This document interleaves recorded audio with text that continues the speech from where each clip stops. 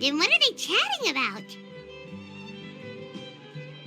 Be pleased with the cherry on top, Charlotte. Journalist extraordinaire. Please tell me you're joking. I read that a gang of criminals tricked the Gardamex by disguising themselves as blubber beasts. It's true, isn't it? It has to be. I've invested all my savings into graph adversarial technology and even taken out a sizable bank loan. I'm begging you like the beggiest beggar in all of begdom.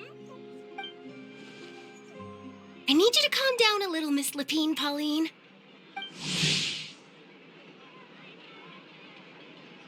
I admire your passion for your research, and I don't mean to dash your hopes for those, big-ticket orders. But I'm afraid I'm not joking. The Blubber Beast incident was a short story mailed to us by an anonymous amateur author, written in the style of a true story. It sounds like they're just discussing a story, but why does this Miss Lepine-Pauline seem so distressed? Funnily enough, I actually remember being in a meeting where the editing team was debating the potential risk of misleading the public with this story. They even went to Maison Gardiennage for advice. But to our surprise, they fully supported us printing it. They figured that the false intel would be a great way to dupe potential criminals into wearing ridiculous costumes when breaking the law. In truth, Gardamex are extremely sophisticated in their capabilities. They can identify criminals just as reliably as the best human guards, so a crude disguise isn't going to get you far. If anything, it'll just make you stand out all the more. Since we ran that story, the Maison Gardiennage has made a slew of arrests, including, one phantom blubber beast, a titanic red-crowned finch, and a specter man. So I knew this story had helped out law enforcement, but this is the first time I'm learning of an innocent citizen being deceived by it, and investing so much mora for nothing.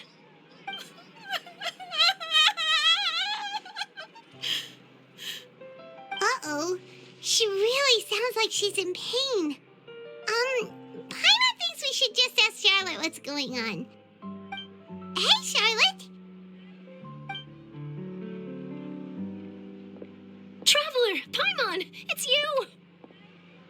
I was in the area taking some photos for a story when I got to talking to Miss Lepine-Pauline about her research.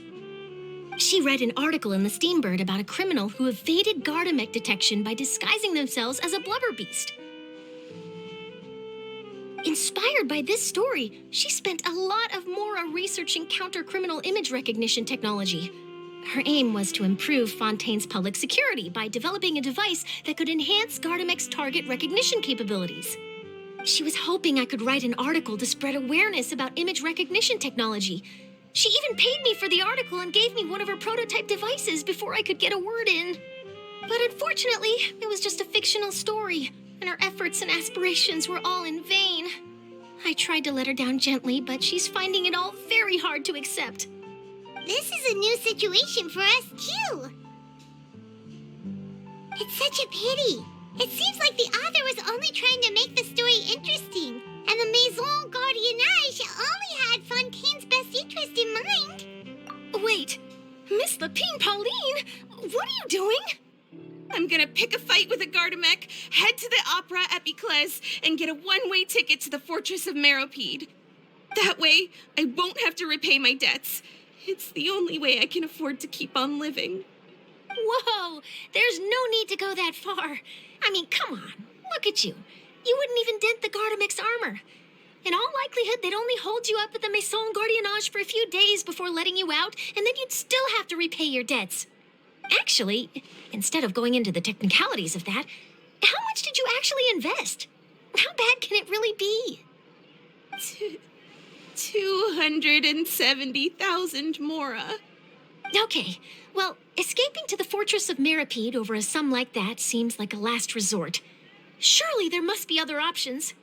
Not anymore. I used to be an equipment supplier to the Fontaine Research Institute before that blew to pieces, and now I'm just a small-time engineer. I scraped together some savings over the past few years, but I put every last mora into this project, and now I'm left with nothing. It's not just my savings that are gone. It's my whole future as a graph adversarial technology specialist and my dreams of becoming a billionaire one day.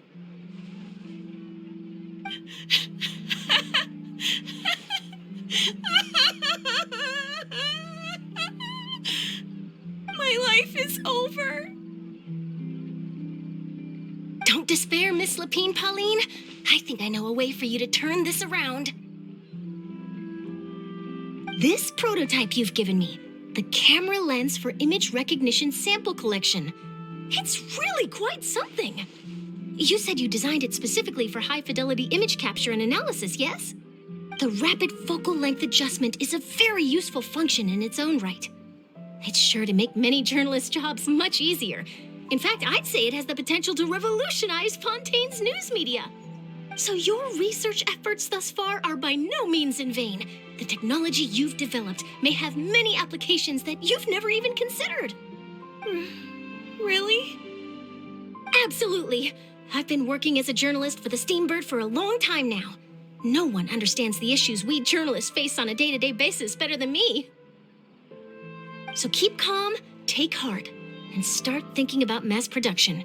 In the meantime, I'll show your invention to all my colleagues to drum up interest in your product. I can't believe it!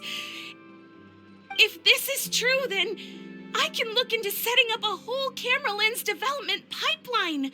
My big-ticket orders and billionaire aspirations are still in the cards. Oh, maybe I should consider taking out another loan.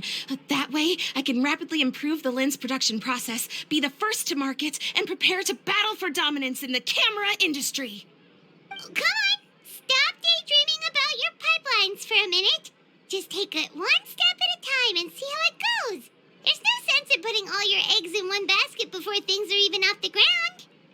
And I can probably speak to some people I know and license my image recognition device to a workshop to raise some funds. I can't believe I didn't think of this sooner. There's no time to lose. I need to get to work. Early bird gets the worm. Can you believe her? She just ran off.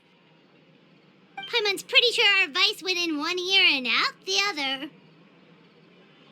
It's understandable.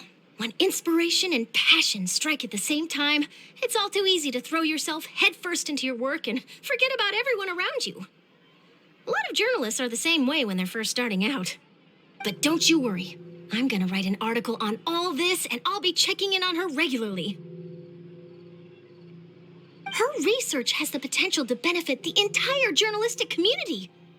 I'll give her plenty of input to stop her from going down any rabbit holes and make sure mass production of her lens can begin as soon as possible. It's reassuring to know that you'll be looking out for her, Charlotte.